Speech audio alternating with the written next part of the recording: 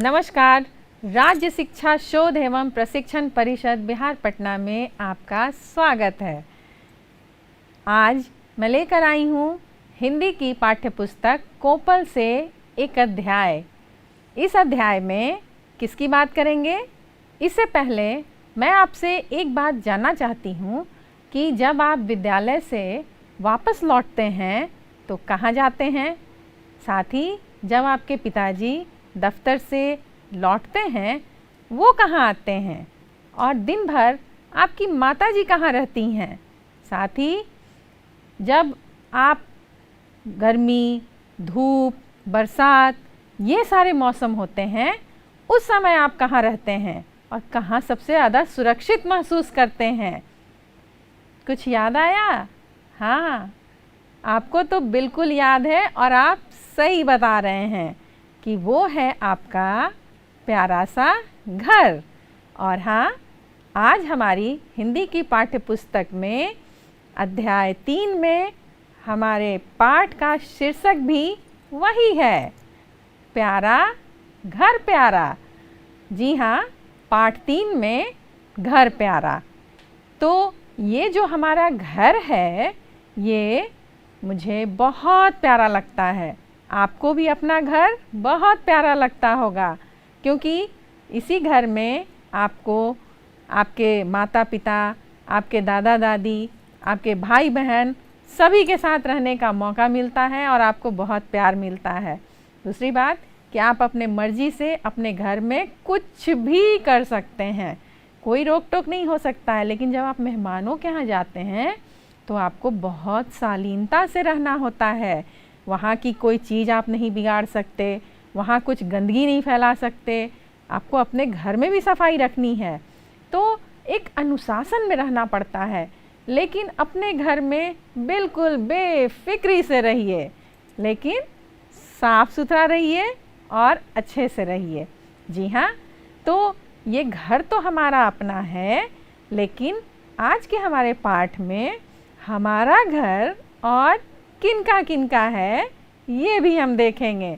चलें, आइए देखते हैं कि माँ तो हमेशा यही कहती है कि सदा यही तो कहती हो माँ, घर यह सिर्फ हमारा अपना। लेकिन माँ कैसे मैं मानूं, घर तो यह कितनों का अपना। इसका अर्थ है कि माँ हमेशा कहती है कि बच्चे ये आपका घर है और आपको अपने घर में हमेशा साफ़ सुथरा अपने घर को सजा के रखिए, अच्छे से रहिए। लेकिन मैं कैसे मानूं, यह घर तो कितनों का अपना है। बताइए और किनका किनका है? देखो तो ये कैसे चूहे, देखो तो कैसे ये चूहे खेल रहे पकड़म पकड़ी, कैसे मच्छर टहल रहे, कैसे मस्त पड़ी है मकड़ी। क्योंकि हमारे घर में बहुत सारे चूहे कभी कभी इधर उधर टहलते दिख जाते हैं और लगता है जैसे पकड़म पकड़ाई खेल रहे हैं। और मच्छर शाम होते ही वो अपना घर समझ के बिल्कुल डेरा जमा लेते हैं। और मकड़ी तो ऐसे मस्त पड़ी रहती है कोने में जैसे पूरा घर उसका हो। और माँ कहती है कि यह घर सिर्फ हमारा अपना। कैसे? और छिपकली को तो देखो। हाँ, आपने देखा होगा ना, दीवार पर ऐसे ऐसे ऐसे ऐसे रेंगती रहती है, फुर फुर फुर फुर फुर फुर फुर इधर उधर भागती रहती है, हैं? जहाँ आपको देखती है फुट से भागती है। तो चलती है जो गश्त लगाती, अरे कतारें बांधे बांधे कहाँ चींटियाँ दौड़ी जाती। मैं देखता हूँ कि चींटियाँ भी कतार लगाकर चली जा रही हैं। कहाँ चली जा रही हैं? जब उनका पीछा करो तो पता चलता है कि वो या तो किसी खाने की तरफ जा रही हैं या मीठी चीज़ों की तरफ जा रही हैं, है ना? तो वो अपनी धुन में, अपने काम में लगी रहती हैं। और चींटियाँ बहुत मेहनती होती हैं, वो ये भी बताती हैं कि मेहनत करना कितना अच्छा होता है और हमेशा मेहनत करनी चाहिए। इधर आंगन में देखो पंछी कैसे झपट रहे, बिल्कुल दीदी और मुझ जैसे किसी बात पर झगड़ रहे। जहाँ कुछ भी खाने की चीज़ माँ ने आंगन में रखी कि बस पंछी, कौवे, तोते, गौरैया, सारे पंछी भागे चले आते हैं। जैसे ही माँ ने गेहूँ धोकर सूखने को पसारा, कबूतर, गौरैया, कौआ सारे आ जाते हैं और फटाफट दाने चुगने लगते हैं, जैसे ये उनका ही घर हो। तो जैसे ही आंगन में देखते हैं कि वैसे ही बिल्कुल झगड़ा करते रहते हैं, जैसे दीदी और सभी आपस में भाई बहन झगड़ा करते हैं। और यही बात ख़त्म नहीं हुई है। अभी देखो तिलचट्टे भी दिन रात क्या यहीं ना रहते? क्यों रहते ये इस घर में जो इसे ना अपना घर समझते? जहाँ देखो कभी कभी किसी कोने से निकल आते हैं तिलचट्टे, फुर से आते हैं, फुर से भागते हैं, इधर उधर घूमते रहते हैं, जैसे ये उनका ही घर हो। तो ये वो भी इसे अपना घर समझते हैं, तभी तो इसी घर में डेरा जमाए बैठते हैं। इसीलिए तो कहता हूँ माँ, घर ना समझो सिर्फ हमारा, सदा सदा से जो भी रहता सबका ही है घर यह प्यारा। इसीलिए ये बच्चा कह रहा है अपनी माँ से कि माँ, ये घर सिर्फ हमारा नहीं है, इसमें जितने जीव रह रहे हैं, छोटे कीड़े चींटी से लेकर बड़े पक्षी तक, ये सभी इसे अपना घर समझते हैं। तभी तो बेफिक्र इधर से उधर टहलते रहते हैं और जो भी यहाँ पे दिख जाता है बस उसे खाने पीने में लगे रहते हैं। तो माँ, सिर्फ इसे अपना घर ना कहो, इसमें जो ये लोग रह रहे हैं इनका भी ये घर अपना है और ये इसे अपना समझ रहे हैं, तभी तो इसे छोड़कर जाते नहीं। जहाँ एक बार रह गए तो रह ही गए, जाना ही नहीं चाहते। कितना भी चूहों को भगाओ वो भागते नहीं, कितना भी तितलियों को, चिड़ियों को, सबको भगाओ फिर वो आ जाती हैं। जब भी माँ दाना डालती है, जब भी माँ गेहूँ पसारती है, दाल डालती है, कोई भी खाने पीने की चीज़ें उसे दिख जाती हैं आंगन में, वो दौड़ी चली आती हैं उड़ के। तो ये घर वो अपना ही समझते हैं। और हाँ बच्चों, जिन्होंने ये कविता लिखी है उनका नाम है दिविक रमेश। याद रखेंगे ना, क्योंकि आपकी परीक्षा में उनका नाम लिखना आ सकता है, तो आपको इनका नाम भी याद रखना है और 4-4 लाइन करके इस कविता को आपको याद भी करनी है। आगे हम लोग देखेंगे कि हमारी कविता में कुछ कठिन शब्द भी थे, उनके शब्दार्थ हम जानेंगे। ये शब्द हैं गश्त लगाना। छिपकली गश्त लगाती रहती है ना, चारों तरफ इधर उधर घूमती रहती है, जहाँ मर्जी वहाँ। तो गश्त लगाना का मतलब होता है घूमना। और पंछी को हम लोग पक्षी भी कहते हैं। चिड़िया, तोता, मोर, गौरैया ये सारे पक्षी हैं, लेकिन इन्हें हम पंछी भी कहते हैं। सदा यही तो कहती हूँ माँ, घर यह सिर्फ हमारा अपना, लेकिन माँ कैसे मैं मानूं, घर तो यह कितनों का अपना। देखो तो कैसे ये चूहे खेल रहे हैं पकड़म पकड़ी, कैसे मच्छर टहल रहे हैं, कैसे मस्त पड़ी है मकड़ी। और छिपकली को तो देखो चलती है जो गश्त लगाती, अरे कतारें बांधे बांधे कहाँ चींटियाँ दौड़ी जाती। और उधर आंगन में देखो पंछी कैसे झपट रहे हैं, बिल्कुल दीदी और मुझ जैसे किसी बात पर झगड़ रहे हैं। और ये देखो तिलचट्टे भी दिन रात क्या यहीं न रहते, क्यों घर में जो इसे ना अपना घर समझते,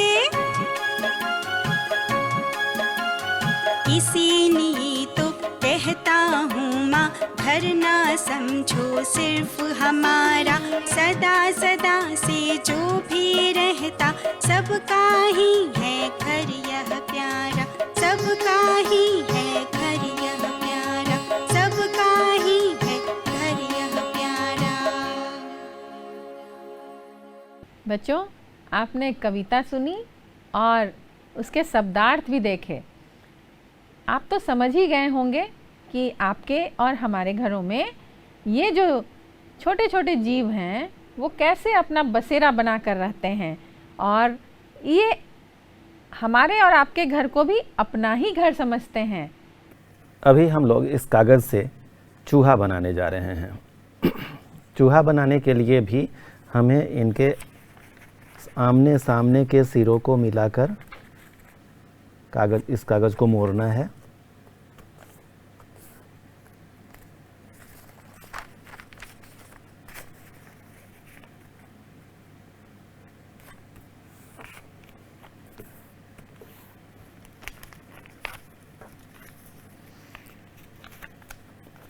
फिर इस लाइन के सहारे से हमें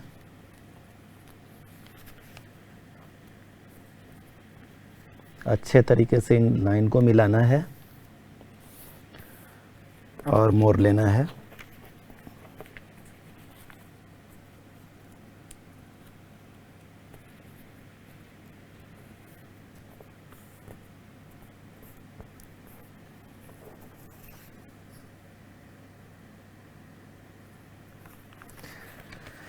दूसरी तरफ से भी इसी तरीके से हमें इसे मोड़ना है।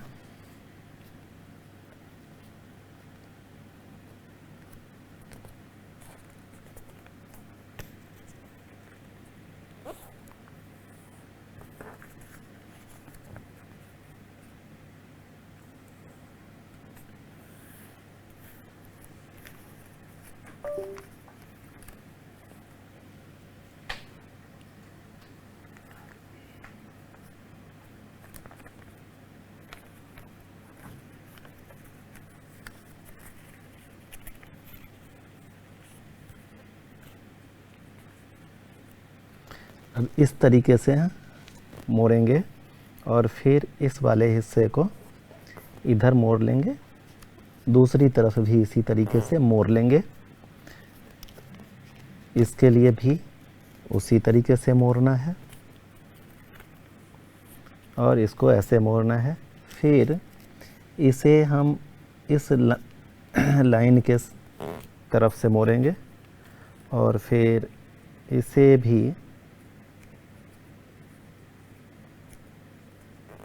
इस तरीके से मोड़ लेंगे और ये इस तरीके से आ जाएगा, इसके ऊपर से ये आ जाएगा। और अब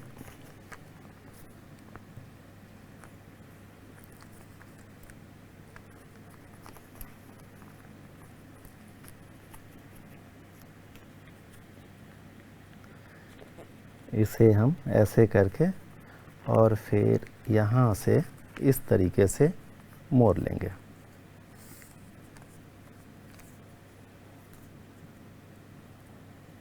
इसका नोक सही से बनाएंगे।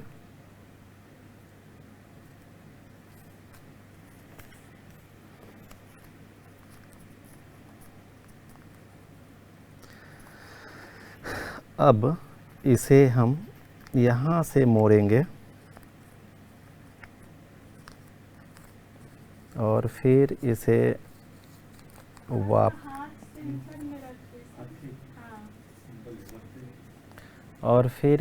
हम वापस दूसरी तरफ मोड़कर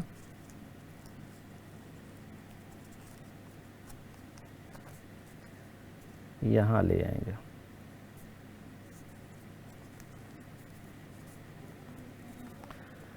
अब यहाँ से हम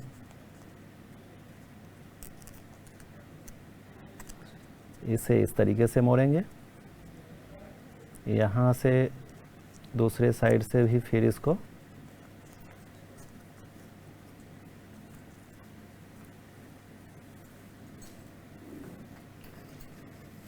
इस तरीके से मोड़ेंगे और इसे हम इस तरीके से मोड़कर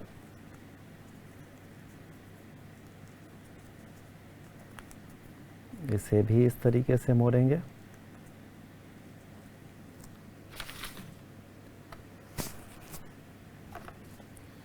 और इस वाले हिस्से को कान बनाने के लिए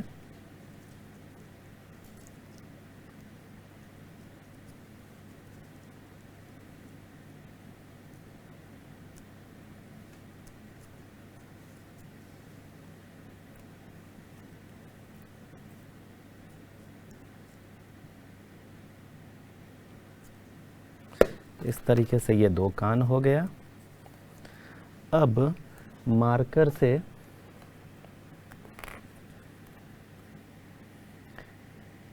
यहाँ पर हम लोग आँख बना देंगे, ये मुंह हो जाएगा। दूसरी तरफ भी आँख बना दिए, मुंह हो जाएगा और ये चूहा हमारा बनके तैयार हो गया। ये आपने देखा ना कि ये कौन कौन से जीव हैं जो हमारे घरों में बसेरा बना के रहते हैं। और अब आप अपनी पाठ्य पुस्तक को देखिए और चलिए हम लोग कुछ सवालों के जवाब ढूंढते हैं और फिर से हम कविता से जुड़ जाते हैं। कविता के अनुसार घर में कौन कौन से जीव जंतु रहते हैं? जी हाँ, आपकी कविता में किनका किनका जिक्र हुआ है? कविता के अनुसार घर में चूहे, मच्छर, मकड़ी, छिपकली और चींटियाँ, तिलचट्टे तथा पक्षी रहते हैं, है ना? क्योंकि इन्हीं का जिक्र तो हुआ है इस कविता में। अच्छा, ये बताइए कि चूहे घर में क्या कर रहे हैं? हाँ, चूहे घर में पकड़म पकड़ी खेल रहे हैं। बिल्कुल, भाग रहे हैं इधर से उधर, उधर से उधर। कभी इधर से निकलते हैं, कभी उधर भागते हैं, कभी उधर से निकलते हैं, इधर भागते हैं। तो ऐसा ही लग रहा है ना कि एक दूसरे के पीछे पकड़म पकड़ाई खेल रहे हैं। पक्षी किसकी तरह लड़ रहे हैं? आपकी कविता में बताया गया है ना कि पक्षी भाई बहन की तरह लड़ रहे हैं कि मुझे चाहिए, पहले मुझे चाहिए, नहीं मुझे दो, मुझे दो। हाँ, जैसे आप भाई बहन लड़ते हैं ना, वैसे ही। आपको कैसे पता चलता है कि घर में कौन कौन है? जैसे चूहे हैं तो कहीं ना कहीं उनका बिल भी होगा, है ना? क्योंकि जा कर के वो उसी में छिपते हैं। कहाँ जाके छिपेंगे? वो अपना एक घर बना लेते हैं, तो वो बिल जो होता है वही उनका घर होता है। मकड़ियाँ जो हैं वो कहाँ रहती हैं? हाँ हाँ, जो जाले नज़र आते हैं उनसे पता चलता है कि वहाँ मकड़ियाँ रह रही हैं। चूहे बिल में, मकड़ियाँ जालों में और पक्षी घोंसलों में। तो मच्छर जब वो शाम होती है तो उड़ उड़ कर हमारे चारों तरफ हमें परेशान करते हैं और जहाँ भी उन्हें जगह मिलता है वो छुप जाते हैं। और जैसे ही लाइट बंद हुई, जैसे ही उन्हें मौका मिला, वो चिपक जाते हैं आपके शरीर पर और शुरू कर देते हैं अपना काम, है ना? चींटियाँ कतार बांधकर कहाँ जाती होंगी? चींटियाँ कतार बांधकर हमेशा मीठी खाने की चीज़ों की तरफ जाती हैं। आपने देखा होगा कि अगर आप पीछा करें उनका, चींटियाँ जा रही हैं और आप पीछे पीछे जाइए तो पता चलेगा कि मम्मी ने वहाँ मिठाई रखी थी मुझसे छुपा कर, और वो चींटियों ने तो पता बता दिया और फिर मिठाई मुझे मिल गई। ये जासूस भी होती हैं। हाँ, छिपकली गश्त क्यों लगा रही होगी? छिपकली मच्छर, मक्खी को खाने के लिए भागते रहती है। जहाँ उसे एक दीवार पे कोई कीड़ा दिखा बस झपट्टा मारती है और उसे पकड़ लेती है और चट से गप से खा लेती है ना। तो जब भी आपने देखा होगा कि वो धीरे धीरे जा रही है और कोई भी कीड़ा बैठा हो फटाक से उसे अपने मुंह में ले लेती है, तो ये उन्हीं के पीछे जाती है। तिलचट्टे घर में कहाँ रहते होंगे? हाँ, ये तो बड़ी बहुत बोलने वाली बात नहीं है, लेकिन मैं बताऊंगी। तिलचट्टे घर में नाली और गंदी जगहों पर रहते हैं और बिल्कुल जहाँ सफाई नहीं हो, जहाँ से बहुत दिनों तक कोई सामान नहीं हटाया गया हो, उन्हीं जगहों पर ये जाकर छुपते हैं। तो अगर इन्हें अपने घर में जगह नहीं देना है तो हमेशा सफाई करते रहिए और इनके जगह सभी सामानों के जगह को बदलते रहिए, क्योंकि जहाँ भी ये देखते हैं कि जहाँ कुछ भी कोई नहीं सफाई कर रहा है, कोई नहीं जा रहा है, कोई सामान नहीं हटा रहा, वहीं छुपकर ये बैठ जाते हैं। पक्षी किस चीज़ पर झपट रहे होंगे? पक्षी खाने की चीज़ पर झपट रहे थे, है ना। आंगन में जब माँ अनाज पसारती है, कोई भी चीज़ खाने की रखती है, फटाक से उड़कर आती है और झपट्टा मार कर लेकर चली जाती है, तो ये खाने की चीज़ पे झपट रही होती है। घर में चींटियाँ, मच्छर और चूहे क्या हानि पहुँचाते हैं? चलिए हम लोग देखते हैं कि चींटियाँ हमारे घर के खाने की वस्तु खराब करती है। दूध, मिठाई आदि को प्रायः चींटियाँ खराब कर देती है ना। आपने तो देखा ही है। मच्छर हमारे घर में होने से हमारा सोना मुश्किल हो जाता है और मच्छर के काटने से कभी कभी डेंगू, मलेरिया ये भी हो जाता है। तो इसीलिए क्या करना चाहिए? हमेशा मच्छरदानी का प्रयोग करना चाहिए। मच्छर से चूँकि बचना है तो हमें मच्छरदानी ज़रूर लगाना चाहिए, है ना।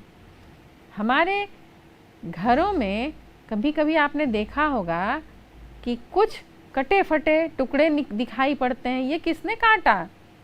जी हाँ, ये चूहे काट जाते हैं। हमारी किताबें भी काट देते हैं और कुछ भी खाने को रखो उसे भी लेकर भाग जाते हैं, अपने बिल में जाकर छुपा देते हैं और किसी कोने में छुपकर बैठकर खाते हैं। क्या चूहे हमेशा नुकसान पहुंचाते हैं या इनसे कोई फ़ायदा भी है? घर में पिताजी और अम्मा से बात करके पता कीजिए। जहाँ तक मुझे पता है, मैं बताऊँ, हाँ, चूहे तो सदैव नुकसान ही पहुँचाते हैं। घर में आप भी जब पूछेंगे अपने अम्मा से, पिताजी से, वो भी यही बताएंगे कि हाँ, कभी इधर काट दिया, कभी किताब काट दिया, कभी कपड़े काट दिए, कभी अनाज की बोरी में छेद कर दिए, कभी डब्बा काट दिया, कभी कुछ, सब कुछ कुतरती रहती है। जो हमारी कविता में बच्चा है वो जीव जंतुओं को उनका घर मानने के लिए क्या क्या कारण बता रहा है। बच्चा क्या कह रहा है? बच्चा माँ से कहता है कि मेरा घर सिर्फ मेरा ही नहीं बल्कि अन्य जितने जीव इस घर में हैं उन सभी का है, क्योंकि इस घर को वे अपना ही घर मानकर रहते हैं। हाँ, आपने देखा ना, हमारे घर में हमारे आसपास कितने जीव जंतु हैं। छोटी चींटी, चूहा, मुर्गी, गौरैया, जो भी यहाँ जीव रह रहे हैं, तिलचट्टा, मकड़ी, छिपकली, ये सभी अपना घर इसे मानते हैं। और छोटे बच्चे का भी ध्यान इसी तरफ गया है कि माँ तो इसे अपना घर कह रही है, लेकिन माँ देखो, ये सारे जीव हमारे घर में रहते हैं और ये इसे अपना ही घर समझते हैं। तो बच्चों, ये तो अपना घर समझते हैं, लेकिन अब आप ये बताइए कि आपके घर में कौन कौन रहते हैं और परिवार के सदस्यों के नाम आपको अपनी पुस्तिका में लिखनी है। जैसे आपके दादाजी का नाम, आपके दादी जी का नाम, चाचा जी का नाम, चाची का नाम, फूआ जी, फूफा जी, माताजी, पिताजी, आपके कितने भाई बहन हैं, उन सभी के नाम, जो जो आपके घर में आपके साथ रहते हैं, उन सभी सदस्यों के नाम आप उसमें अपनी पुस्तिका में लिखिए।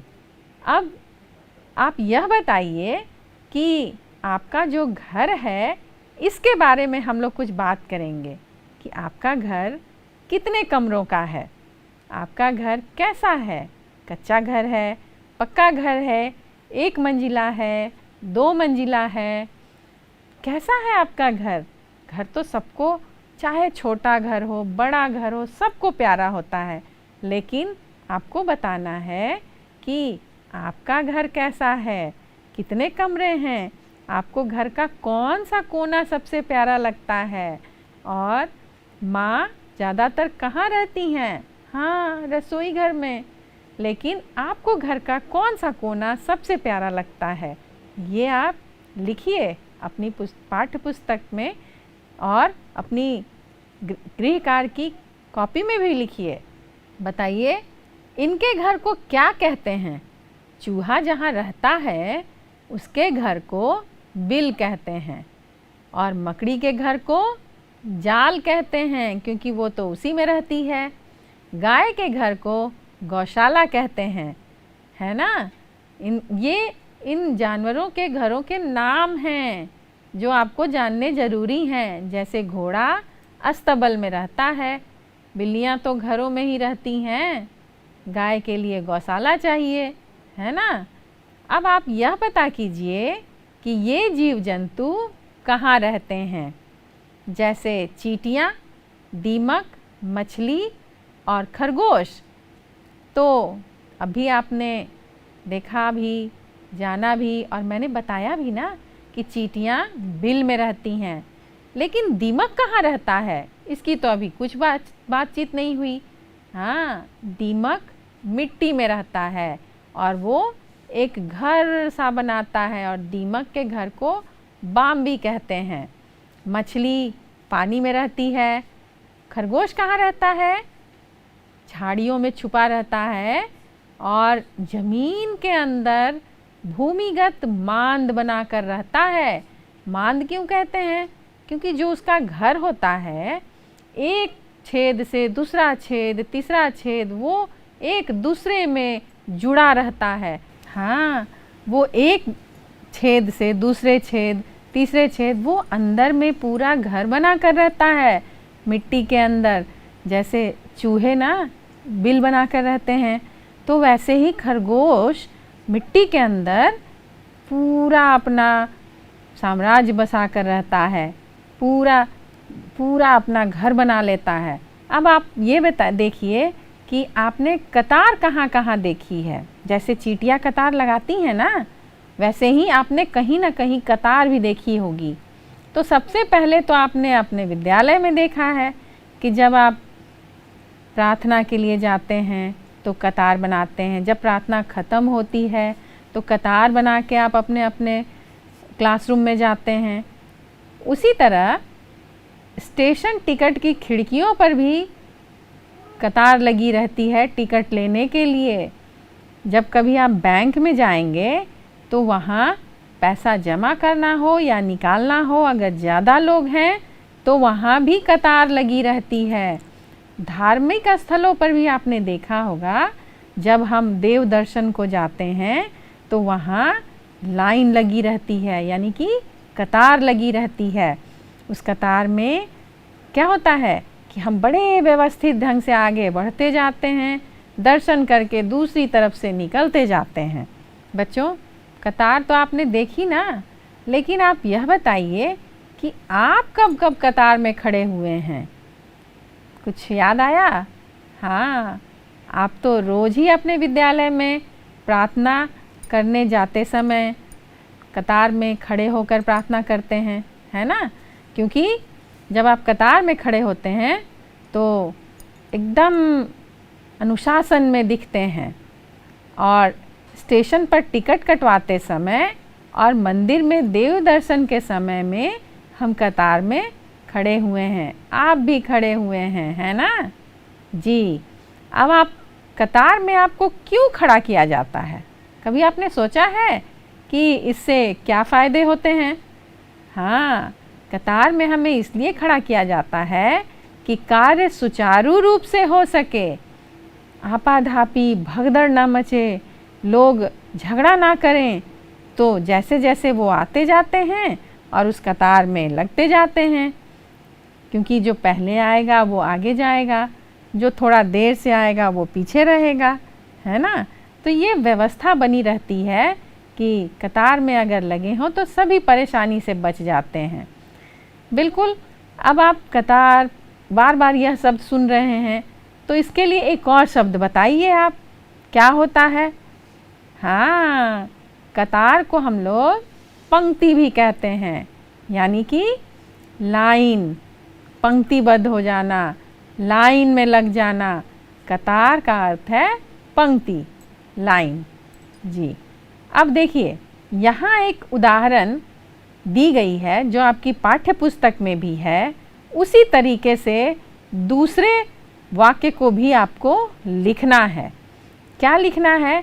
पहले हम उदाहरण देखते हैं। उदाहरण दिया गया है कि सबका ही है घर या प्यारा, तो उसका तरीका हमको क्या लिखना है, किस तरीके से लिखना है? यह सबका ही प्यारा घर है। एक लाइन आपको दी गई है, दूसरा लाइन लिखना है जो आप स्क्रीन पर देख भी रहे हैं। क में देखिए, देखो तो कैसे ये चूहे खेल रहे हैं पकड़म पकड़ी। आप इसको दूसरे तरह से इस तरह भी लिख सकते हैं कि देखो तो ये चूहे पकड़म पकड़ी कैसे खेल रहे हैं। हाँ, यही लिखना है, यही करना है। और अब क्या दी गई है? अरे कतारें बांधे बांधे कहाँ चींटियाँ दौड़ी जाती।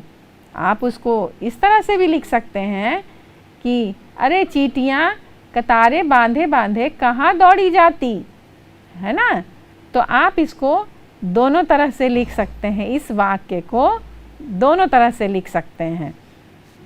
अब आपको यह बताना है कि यहाँ जो कविता दी गई है उसका शीर्षक तो आपने सुन लिया, लेकिन आपको एक शीर्षक बनाना है।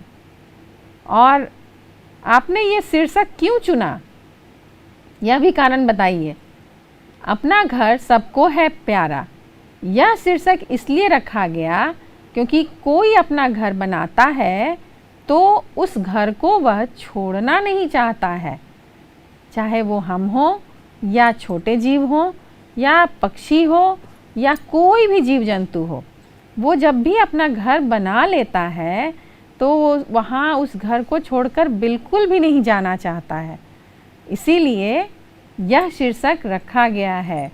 यही कारण है कि अपना घर सबको प्यारा होता है, प्यारा प्यारा अपना घर। आपने देखा कि घर कितना प्यारा होता है सबको। हमने सभी के घर देखे, चींटियों के, चूहों के, मकड़ियों के, पक्षियों के, है ना। और इसमें कुछ ऐसे भी घर देखे जो हमने कभी कभी कहीं कहीं देखा है। बच्चों, कई सारे घरों के बारे में आपने जाना, और आपके घरों में किसने अपना डेरा जमा कर रखा है ये भी आपने देखा, है ना। आज हमने शब्दार्थ भी सीखे, प्रश्नों के उत्तर भी दिए। बच्चों, भूलना नहीं है, इसे आपको अपनी कॉपी में लिखना भी है और याद भी करना है। तो चलिए हम फिर मिलेंगे एक नए अध्याय, नए विषय और नई नई जानकारियों के साथ। नमस्कार।